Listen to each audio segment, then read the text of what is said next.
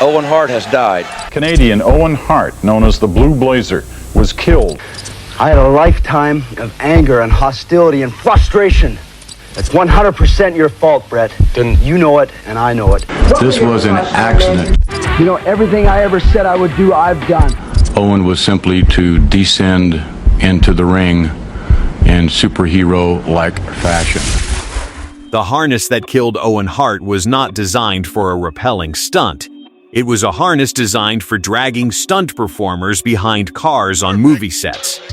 The clip attached to it was a nautical quick-release mechanism, the kind used on the mast of a sailboat, rated to release under 6 pounds of pressure. 6 pounds. A handshake exerts more force than that. And multiple stunt coordinators were asked to test that rig before the event.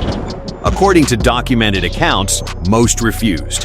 At least one reportedly called the setup crazy. WWE used it anyway. On May 23, 1999, at the Kemper Arena in Kansas City, Missouri, Owen Hart was suspended 78 feet above the ring on that rig, waiting for his entrance as the Blue Blazer character for his Intercontinental Championship match. The clip released when it was not supposed to. He fell 78 feet. He landed chest first on the top rope and was flung into the ring. He was 34 years old. He had turned 34 16 days before. The decision to use that clip was made in a production meeting. It was made in the service of better television. Yeah! Owen Hart, a little high now on the side headlock. Collision! Oh no! Right in the kisser! To understand why the equipment choice matters, you need to understand the history of the stunt itself. Owen Hart had performed a version of the descending entrance before Over the Edge. In its original form, it used a standard full harness with a slower, more secure release clip. The stunt worked. But it was slow.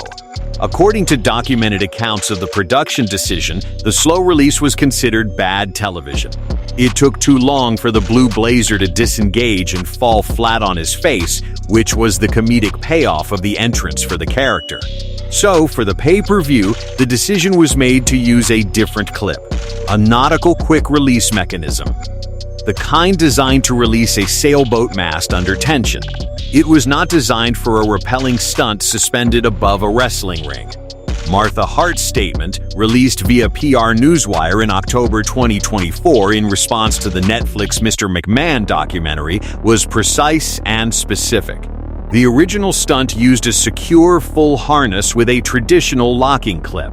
It released slowly and required Owen to manually disengage. That was the version that worked.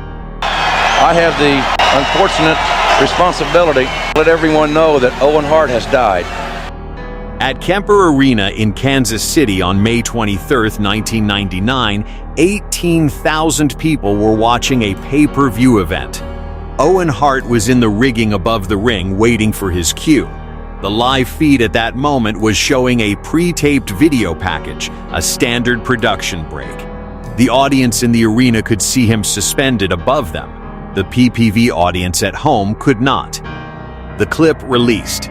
He fell 78 feet.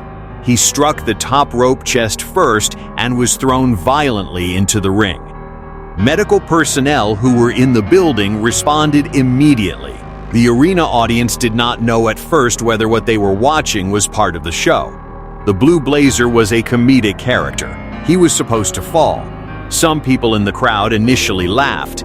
Jim Ross, on commentary for the home audience, understood within moments what had happened.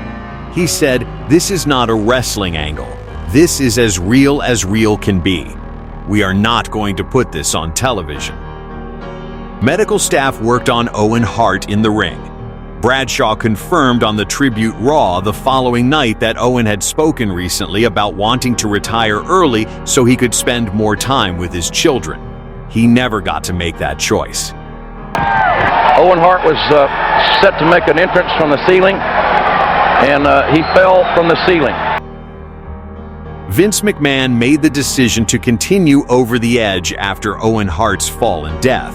His reasoning, stated on the Netflix Mr. McMahon documentary in 2024, was that the live arena audience had not seen what happened on the PPV feed, a promo had been running, and so they did not know the full picture. He said he did not believe it was right to announce what had happened to a crowd who had not come to see somebody die. He continued the event. The matches continued.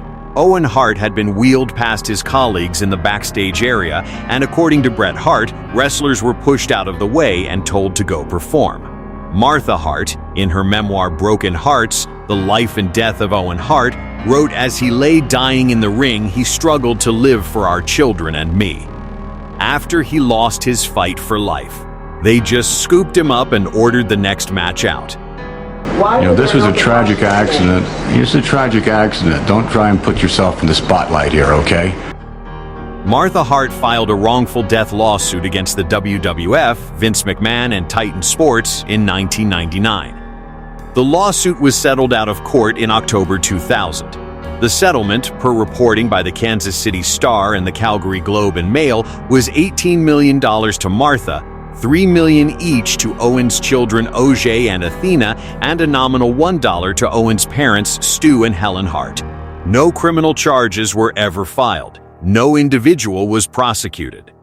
The settlement resolved the legal claim without any admission of liability by WWE. Vince McMahon later pursued a counter-lawsuit against Martha, which she described in interviews as retaliation for her wrongful death suit.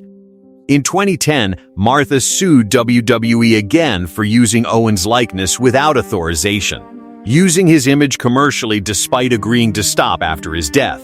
That case also produced a settlement. The pattern across 25 years is consistent. WWE uses Owen's image when it serves them. Martha litigates. WWE settles. No admission of responsibility. No formal accountability. WWE's counter-lawsuit against Martha, which she described as retaliation, was eventually dropped. The 2010 likeness lawsuit produced another settlement. Company that actually is responsible for his death. The question fans ask every year is why Owen Hart is not in the WWE Hall of Fame. The answer most channels give is wrong. They say WWE will not induct him. The correct answer is that Martha Hart will not permit it, and her reason is specific.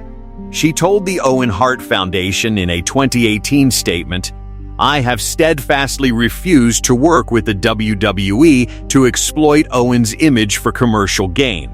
I cannot and will not support any efforts by the WWE to profit from Owen's memory." Bret Hart has publicly disagreed with Martha's position on multiple occasions. He told CBS Sports, "I think she's done more to erase my brother Owen's memory than she ever did to remember him." He told the Calgary Herald, "Owen's career is sealed in a vault somewhere so that no one ever gets to see his matches again. I feel like this is the wrong way to go."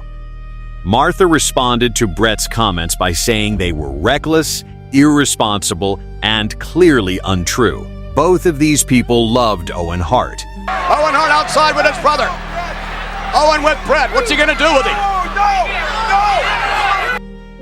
While WWE cannot formally honor Owen Hart, his legacy has found a home. In 2021, Martha Hart entered into a partnership with All Elite Wrestling.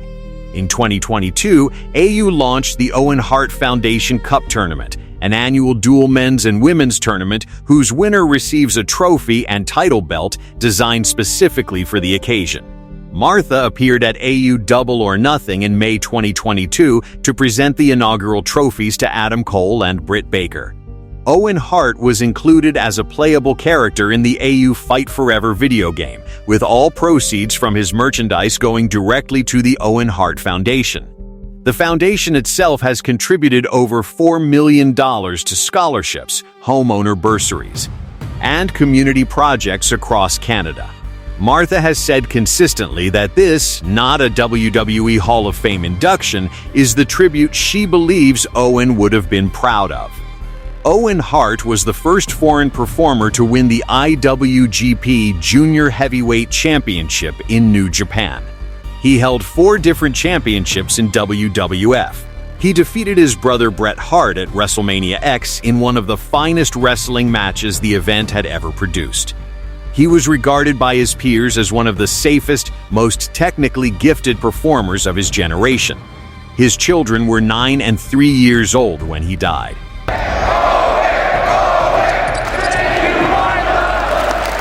Sheer talent of my late husband, Owen Hart. The Owen Cup is yours to enjoy until we meet again.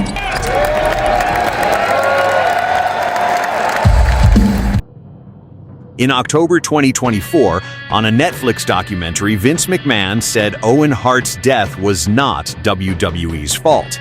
In October 2024, in a formal press release via PR Newswire, Martha Hart said it was pure negligence. A sailboat clip rated for 6 pounds of pressure attached to a movie stunt harness at 78 feet, warned against by rigging professionals, used anyway. 18,000 people in the arena. Millions watching at home on pay-per-view. A show that continued after his death. An $18 million settlement that resolved the legal case without resolving the question of responsibility. A Hall of Fame he will never enter because the woman who has the most right to an opinion on how his legacy is honored refuses to give the company that made that equipment decision the commercial benefit of his name. Owen Hart was 34 years old. He was planning to retire. He had 2 children.